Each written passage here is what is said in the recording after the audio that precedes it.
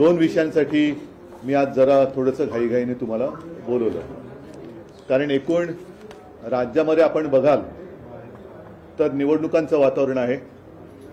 सगळं सरकार, मग मुख्यमंत्री असतील, त्यांचे दोन सहकारी असतील, मी उपमुख्यमंत्री म्हणत नाही कारण ते संविधानिक पद नाहीये, दोन सहकारी असतील आणि सगळं मंत्रिमंडळ हे प्रचारासाठी फिरतंय। गावागावात किंवा जिथे जिथे निवडणूक आहे तिथे जाऊन मतं मागतंय आणि या प्रचाराच्या दरम्यान कधीही नव्हता तेवढ्या ह्या निवडणुकांमध्ये, या खरं स्थानिक पातळीवरच्या निवडणुका आहेत, या निवडणुकांमध्ये पैशाचा धूर निघताना दिसतोय। आज सुद्धा सामनाचा अग्रलेख आपण वाचला असाल, त्याच्यात देखील याचा उल्लेख केलेला आहे। पैशाचा वाटप किंवा पैशाचा पाऊस किंवा अतिवृष्टी ही भयानक पद्धतीने महाराष्ट्रामध्ये सुरू आहे आणि एक प्रकारचा सत्तेचा माज, सत्तेचा दर्प या सर्व राज्यकर्त्यांच्या वक्तव्यातून आणि त्यांच्या वागणुकीतून महाराष्ट्र पाहतो आहे। ज्याप्रमाणे मी एक 8-10 दिवसापूर्वी मराठवाड्यामध्ये शेतकऱ्यांमध्ये जाऊन बसलो होतो, त्यांची सुख कसली म्हणा, दुःख, त्यांच्या वेदना, व्यथा समजून घ्यायचा प्रयत्न केला आणि त्यांना मी धीर दिला।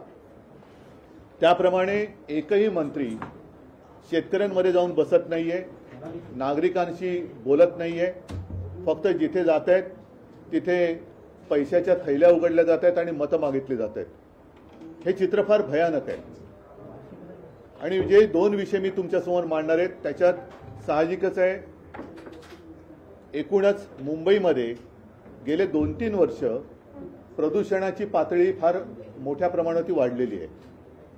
याही वर्षी आपण त्याचा अनुभव घेतो आहोत। जे काही रिपोर्ट्स येत आहेत त्यानुसार मुंबईची हवा ही आरोग्यासाठी घातक होत चाललेली आहे। आता काही जण असं म्हणतात, राज्यकर्ते असे कदाचित म्हणतील की इथिओपियामध्ये जो काही ज्वालामुखीचा उद्रेक झाला त्याचे ढग इकडे आलेत की काय, तर ह्याचा आणि इथिओपियातल्या ज्वालामुखीच्या उद्रेकाचा काडीचा संबंध नाही। हा इथे झालेल्या भ्रष्टाचाराच्या ज्वालामुखीचा उद्रेक आहे आणि त्यातून हे प्रदूषणाचे ढग, भ्रष्टाचाराच्या प्रदूषणाचे ढग हे मुंबई आणि महाराष्ट्रावरती रोरावत आहेत। मी जो विषय घेतलेला आहे तो प्रदूषणाचा आहेच।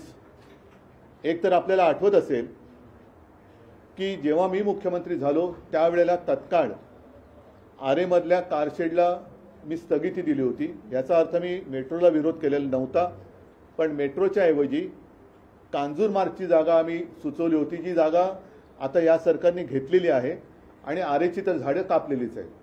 आता हे जे प्रदूषण आहे हे आरेची जी झाडं कापलेत त्याच्यामुळे नक्कीच वाढलेलं आहे आणि नियोजन शून्य विकासामुळे, विकास म्हटला जातोय नियोजन शून्य, जिकडे काही नियोजनच नाहीये आणि कॉन्ट्रॅक्टरचा पूर्ण विकास करण्याचा जो काही एक आटापिटा चाललेला आहे त्याचंच हे प्रदूषण आहे।